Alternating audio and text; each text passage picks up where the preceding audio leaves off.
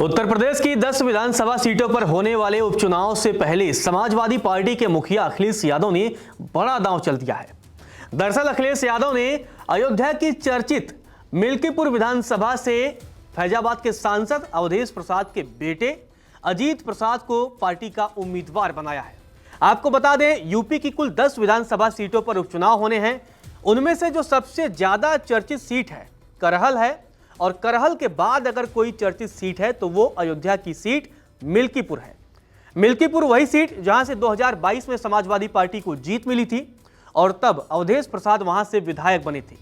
लेकिन 2024 के लोकसभा चुनाव में अवधेश प्रसाद सांसद बन गए और सांसद बनने के बाद अवधेश प्रसाद की हर तरफ चर्चा हो रही है। अब ऐसे में समाजवादी पार्टी के मुखिया अखिलेश यादव ने अवधेश प्रसाद के बेटे अजीत प्रसाद पर दांव लगाया है और मिल्कीपुर से पार्टी का उम्मीदवार बनाया है। अजीत प्रसाद के सामने इस सीट को जीतने की चुनौती बड़ी होने वाली है। भारतीय जनता पार्टी इस सीट पर अपनी पूरी ताकत झोंकने वाली है, लेकिन बीजेपी के लिए राह आसान नहीं होगी, क्योंकि 2022 में जब यूपी में बीजेपी को प्रचंड बहुमत मिला था तब भी मिल्कीपुर सीट उसके हाथ में नहीं आई थी। ये जो 10 सीटें हैं विधानसभा जहां उपचुनाव होने हैं, ये 2027 विधानसभा चुनाव के पहले सेमीफाइनल माना जा रहा है। अखिलेश यादव फूंक फूंक करके कदम रख रहे हैं और अपने पीडीए फॉर्मूला के जरिए ही अब टिकट बांटने की कोशिश भी कर रहे हैं।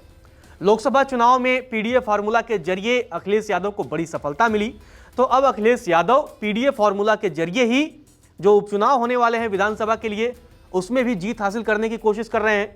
और अखिलेश यादव अब पीडीए के सहारे ही 2027 की भी तैयारी कर रहे हैं। इसीलिए अजीत प्रसाद, जो कि अवधेश प्रसाद के बेटे हैं, उनको मिल्कीपुर से अपना उम्मीदवार बना दिया है। हालांकि अभी भी अन्य सीटों पर अखिलेश यादव को अपने उम्मीदवारों के नाम का ऐलान करना है, लेकिन सबकी निगाहें टिकी थी कि मिल्कीपुर से किसे टिकट मिलेगा। अब अजीत प्रसाद को टिकट मिल गया है, अवधेश प्रसाद वहां से सांसद हैं, और जिस तरीके से 2024 के लोकसभा चुनाव में उन्हें जीत मिली है, तो कहीं ना कहीं उनका पलड़ा जो है वो भारी भी दिख रहा है। जबकि बीजेपी के सामने सबसे बड़ी चुनौती ये होगी कि क्या वो मिल्कीपुर में सेंध लगा पाएगी। अगर मिल्कीपुर में बीजेपी सेंध लगा पाने में सफल होती है तो कहीं ना कहीं जो लोकसभा चुनाव में पार्टी को फैजाबाद में हार मिली थी, उस गम को थोड़ा कम कर पाएगी।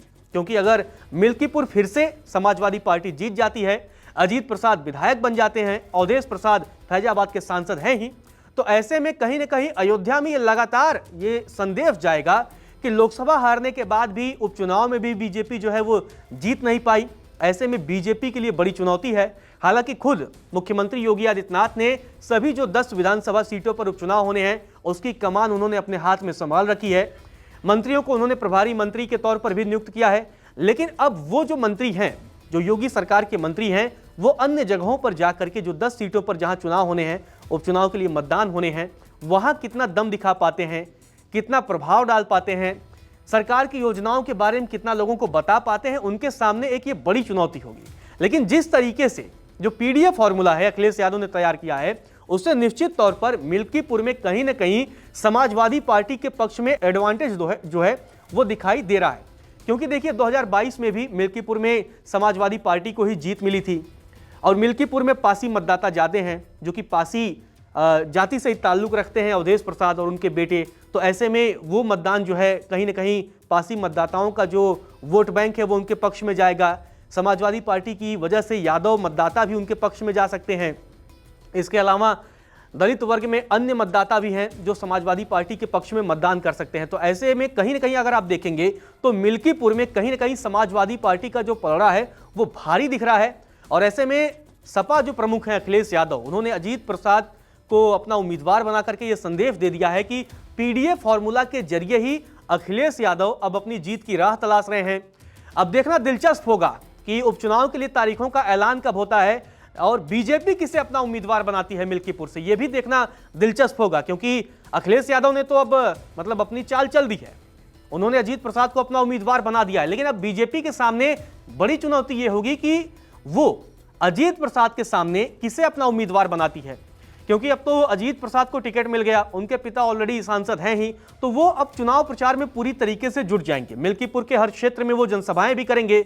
और खबर तो ये भी है कि जो अन्य टिकट के दावेदार थे उनको अवधेश प्रसाद ने मना भी लिया है, उनको एक साथ वो मंच पर भी ले आए और कह दिया भाई झगड़ा बवाल मत करिए, टिकट तो अजीत को मिल गया है, अब आप सभी लोग मिलकर के अपने पार्टी के उम्मीदवार के लिए आप तैयारी करिए, किसी तरह का मतभेद मत रखिए। तो यह भी एक खबर है। अब बीजेपी के सामने सबसे बड़ी चुनौती यही है कि क्या वो मिल्कीपुर में सेंध लगा पाएगी, आखिर बीजेपी अपना उम्मीदवार किसे बनाएगी, यह देखना जो है वो दिलचस्प होगा। नमस्कार, मैं हूं मानक गुप्ता। अगर आपको हमारा ये वीडियो पसंद आया हो तो इसे लाइक और शेयर जरूर करें, और हां, हमें सब्सक्राइब और फॉलो करना ना भूलें ताकि आप देश और दुनिया की कोई खबर मिस ना करें। तो जुड़े रहिए हमारे साथ और देखते रहिए News 24।